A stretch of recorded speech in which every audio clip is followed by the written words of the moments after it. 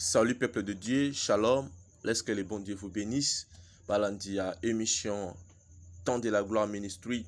Tika ete nzambe ya lola apambola bino, c'est bien moi votre humble frère, le prédicateur de la bonne nouvelle de Dieu, le frère Jonathan Kiyani, l'un des prédicateurs dans le ministère Temps de la gloire. Bien aimé, esengweza ete toza en vie, pe nzambe ya lola pe sebiso nzoto kolongono. Tika te partout aux dans le monde, nzambe ya lola sopa mapamboli na likolo ya vi na yo, yo sepelaka koyoka maloba na nzambe, pe ko sambelaka pona basali na nzambe. Na ko sepela lokola mo mesano to sambela avant to kota na prédication ya mokona elo po ete nzambe azwa lokumu.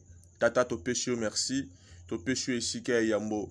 Tika ete lokumu kembo masanjoli ezonga epai na yo, pamba te ondeza mokonzi ya milimu nyonso ya bato. Yesu Masia Nazareth olingaka likambo pe likambo esalamaka lokola kutu ezalaki liboso. Nzambe ya makoki nyonso topesi yo mitema dirige tango tika te ezala mpo lokumu ya kombo na yo. Kolanya te ya maloba na yo selanga puissamment afin ke babeli babika bakakatani batambola bakangami bakangolama pour le lokumu kembo masanjoli ezonga epai na yo. Au nom de Jésus-Christ de Nazareth, qui est le chef et le consommateur de la foi, que j'ai ainsi prié. Amen.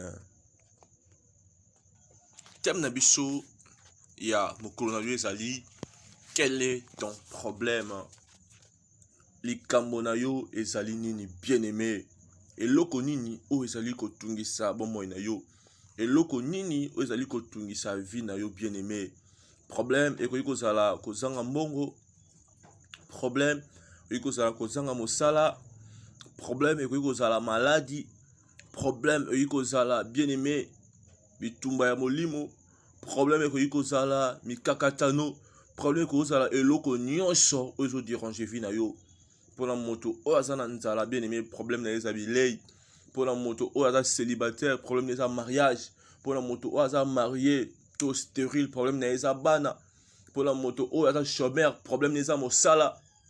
Mpona moto oyo aza mokakatani, problème na ye ezali kotambola. Mpona moto oyo aza impure, problème na ye eza pureté. Mpona moto oyo aza mopagano, problème na ye ezali la bonne nouvelle de Dieu pour qu'azwa vie éternelle. Yango ngai na senga na yo opesa bomoi ne pa Jésus-Christ de Nazareth, yango nde ezali solution na kati ya ba problème na yo. Bien-aimé, j'aimerais qu'on puisse lire la parole de Dieu dans le livre de Matthieu chapitre 4 verset 24. La Bible nous dit ceci: sa renommée s'est répandue dans toute la Syrie et on lui a mené tous ceux qui souffraient de maladies et de douleurs de divers genres, des démoniaques, des lunatiques, des paralytiques, et il les guérissait. Bien-aimé, eux ezali Yesu Masia ya Nazareth. Sango ya Yesu epanzanaki na mboka Siri mobimba. Pe sima sango panzana bande komemela Yesu, bato nyonso bazali konyokama na kati ya maladi. Bato nyonso bazalaki na pasi ya lolenge na lolenge. Bato bazalaki possédé na milemo mabe. Bato bazalaki na ba paralysie, bazalaki makoki ya kotambola te. Pe Yesu Masia Nazareth abandaki kobikisa bango. Yango na ye koteya yo ndeko, papa, mama, mwasi to mobali, elenge to mpaka, yo oza na ba problème ezo déranger vie na yo, yo oza na maladie eumeli eli nzoto, yo ya kokangama na kati ya milimo mabe, yo oza na ba douleur de diverses manières, sache-le que Jésus-Christ de Nazareth azala makoki ya kobikisa yo na maladie nyonso oza nango, na ba problème nyonso ezo déranger vie na yo ainsi que libota na yo. Car la Bible nous dit: venez à moi vous tous qui êtes chargés et fatigués, je vous donnerai du repos. Bien-aimé, Jésus-Christ était venu pour accomplir ce qui avait été annoncé par Isaïe, les prophètes. Il a pris nos infirmités et s'est chargé de nos maladies, bien-aimés. Okotika la maladie libelate, pambate Yesu Masia Nazareth, andima kokoma alléluia ko zoka ba pota, peut yona ngai to bika na maladie nyonso e bandai ko déranger ba vie na biso. Yesu Masia na Biblia abikisa maladie lolenge na lolenge. Il est le même hier, aujourd'hui et éternellement. Il ne change pas. À lui, il n'y a ni changement ni ombre de variation, bien-aimé. Yesu Masia, azala makoki ya kopesa yo bomoi. Yesu Masia, azala makoki ya kolongisa yo. Nazolo bana moto mo azala problème ya santé, mobiki si ya solo ezandese Yesu. Bien-aimé, tala mwasi o abande ko tanga makila, aluka minganga ya lolenge na lolenge. Ye problème na ezala ki makile bande ko tanga e tango molai bande ko silate. Mais mokolo moko avec foi asimbaki la main na Yesu pe maladie na ye sila ki bien-aimé. Yesu Masiya makoki kokangola yo. Yesu Masiya makoki kobikisa yo. Na côté moto moko au problème ezali ba rejeter. Na côté moto moko problème ezali baloba ki ya kosuka bongo ya sana tina te. Yesu Masiya yebi yo palingaka yo. Et ça makoki kolongola ona passe. Na été moto moko oza ya kokangama na kati ya milio mabe. Au problème na ezali échec. Au problème ezali manque à succès. Au problème ezali manque élévation. Yesu Masiya amakoki kokangola yo pe akobikisa yo na maladie nyonso ozo tungisa wa moina yo. Abikisaka maladie ya molimo, abikisaka maladie ya nzoto bien-aimé. Quel est ton problème? Elone le saravi na yo.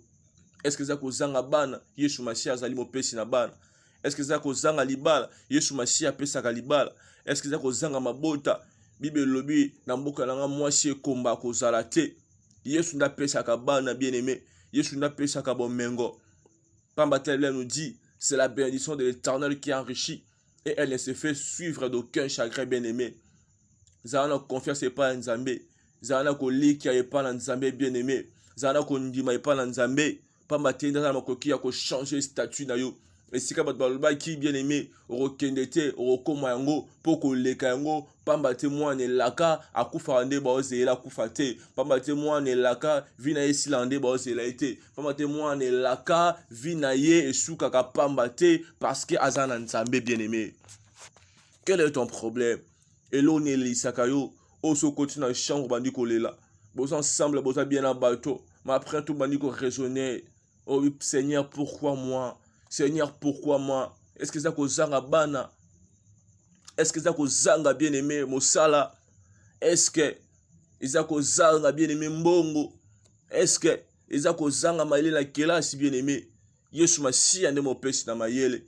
La Bible nous dit toutes choses que vous demanderez en priant, croyez que vous l'avez reçu et vous le verrez s'accomplir. Bien-aimé, Seigneur na yo ndima et Seigneur na yo bondela. Afin que au moins le beaucoup na Nzambe na problème na yo bien-aimé. Yesu Masiya nazali solution na problème na yo. Yesu Masiya nazali guérison na maladie na yo. Yesu Masiya nazali libala o zali ko luka bien-aimé. Pamba te mura lobaki le robe des cieux pour vous et vous aurez encore les centiples bien-aimé. Ya on komi tungi sali susute pamba te Yesu Masiya azali. Pamba te Yesu Masiya azana na bon moi bien-aimé. Pamba te Yesu Masiya azana nukosala. Pamba te Yesu Masiya nde ye azana makoki ya ko bongola pe ko changer histoire ya vie na yo. Yango atindi ngai yo na yebisa yo koyela lisusu te. Atindi ngai yo na yebisa yo pangusama ya miso. Atindi ngai yo na yebisa yo ye ndaza mopesi na nyonso ozo luka. Yango kangama na ye, zala mbama na ye, kotika ye te, pamba te akobikisa yo. Pamba te okota likambo na yo. O babako kosela o te. Yesu Masiya asela yo yango. Pamba te na Jean chapitre 5 verset 4. Ezalaki na ange bandaki kokita na piscine ya Bethesda mpona koagite mai mpona moto nyonso bandaki kokita liboso abika. Mais mokolo oyo de quoi azalaki paralysé pendant 38 ans lalaki ye premier ezalaki moto obwaki na mai azalaki te. Mais Yesu Masiya ayaki pe alokalizaki ndeko oyo ndeko ya bikaki. Tika te Yesu Masiya alokalize bisika ozali na odéclare mpona moto mo problème ne umela na odéclare moto mpona moto batia ekart ya bato ota na ntango ya kala soki moto azwi lèpre bandeki kotia mosika libanda ya mboka à cause ya impureté ya lèpre. Mais nakanisi le dit lépreux Yesu Masiya esi bango boke komilakisa mpe basacrificateur beme na nzelaka ya mpo bakoki komilakisa bazalaki pur bazalaki guéri. Yesu Masiya aza mobikisi ya maladi nyonso, abikisaka même sida, abikisaka cancer, abikisaka mbasu problème moko te eleki na makasi. Soki abikisaka maladi ya kala, soki apambolaka bato na kala, soki apesaka bato bokonzi na kala, soki apesaka ane bana, soki apesaki Yesu alléluia, apesaki Rebecca libala, il est le même hier, aujourd'hui et éternellement. Eloko moko to koluka epai na ya zangi, eloko moko to koluka epai na ya ezate. Yesu Masiya ko surprendre yo. Tika te Yesu Masiya surprendre moto mo azolanda nga na poko alelo. Tika te Yesu Masiya kota kota likanga moto mo azolanda nga na pokwa lelo. Tika te Yesu Masia Nazareth abikisa mobeli moko aumia na maladi na pokwa lelo. Tika te Yesu Masia Nazareth akota likambo ya famille ya ndeko mo azolanda nga na pokwa lelo. Au nom de Jésus-Christ de Nazareth. Nandimi ete problème na yo et juste solution. C'était ça notre prédication de cette soirée. C'était ça notre exhortation. Laisse que partout besoin minta bola pambola yo. Ce que ça nouveau toute nouvelle la chaîne Kobo Sanato s'abonner pour activer la cloche de notification. Nzambe ola ozanga te ko pambola yo.